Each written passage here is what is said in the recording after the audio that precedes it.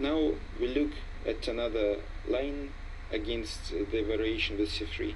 It is e4, c5, c3, e5. This move was popular a lot of time ago, but nowadays it is not being played in the tournaments at all. And actually it is possible to understand why. This move is solid, but it is against the chess principles.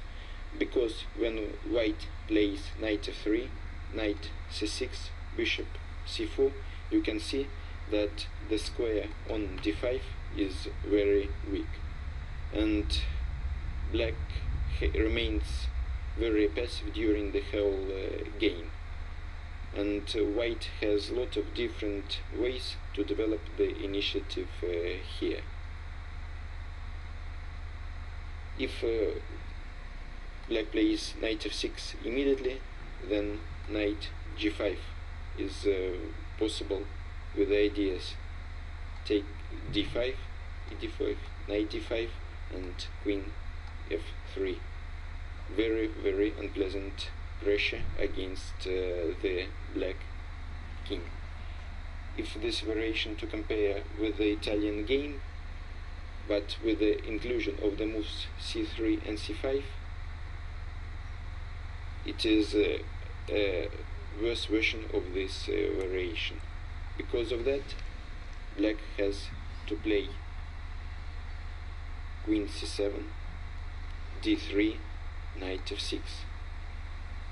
Here we are looking at my game against Mikhail Krasenkov, played in 1995.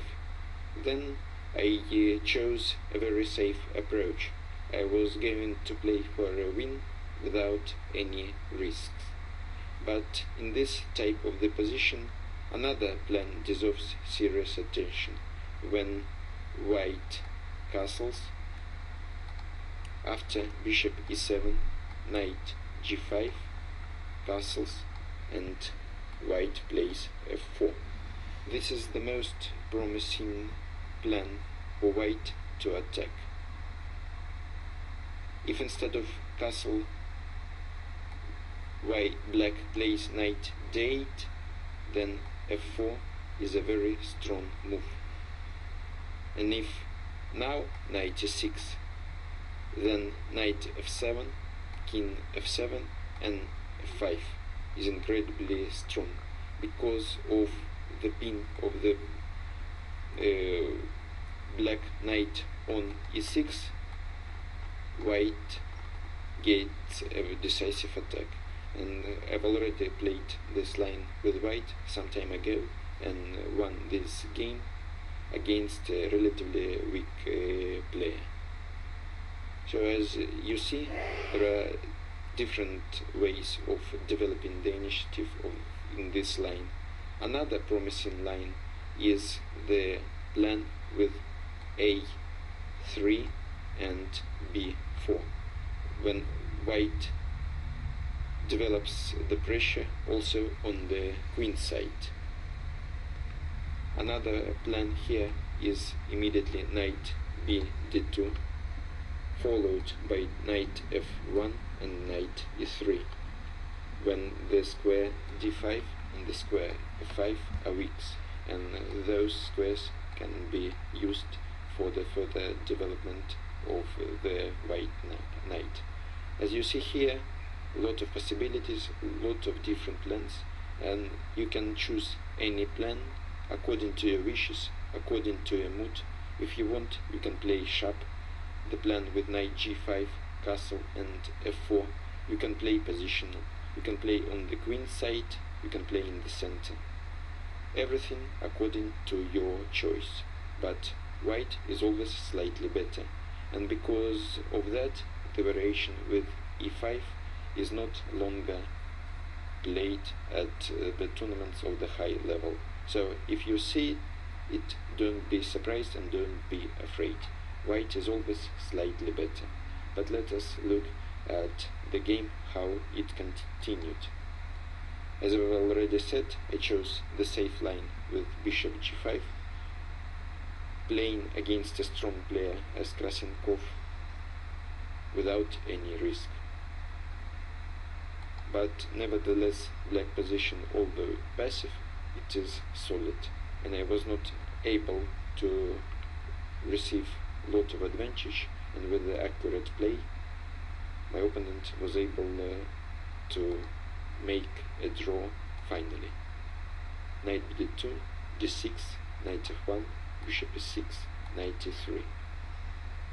Here, as you can see, I was following this plan, having the control over the d5 square. The place for the knight on e3 is best in this type of the position. Castle, castle, king h8, a3, rook a, b4, b4, b5. Exactly in this game I used several different plans. Here and there. e4, exchange on c5, bc5, knight d5. It was also possible to exchange on f6 here, bishop f6, bishop f6, and then play knight d5 when white is slightly better because of the very strong position of the knight on d5.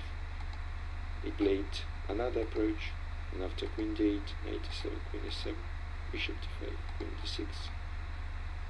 The game was later agreed a draw, as none of the players wanted to risk further. Although still, even in the final position, I prefer white, who after knight e4 can play for an initiative without any risk because of the weakened position of the black king with the chances for the attack. In this chapter we looked at the relatively not popular move e5, after which the play for white is very easy, very natural, and white is always slightly better.